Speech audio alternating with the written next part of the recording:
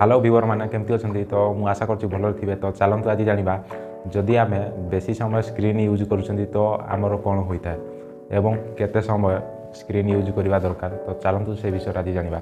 तो प्रथम जाना कि स्क्रीन केते समय यूज करवा दरकार। देखो गोटे दिन में आमको 2 घंटा स्क्रीन यूज करवा दरकार कहीं जिते लाइटा आम मुहर सब पड़े तो आम आखि कौन हुए ना आम आखि टे थका थका लगे और सब निदुआ निदुआ टे आसे और आम स्वास्थ्य प्रति भी टे हानिकारक टाइप रहीपरिका टे रुहे।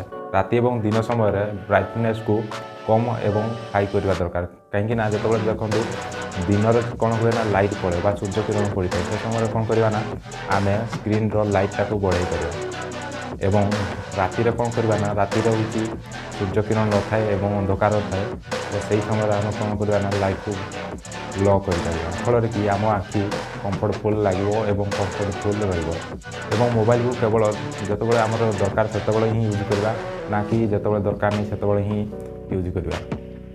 जो आपंकर मोबाइल दरकार हो यूज दरकार हो केवल से बेले ही यूज करूँ ना नहीं। तो आशा करुँचे भिडियोटी आपको भल लगी आपको किसी शिखा मिल तो देखा नेक्स्ट वीडियो रे।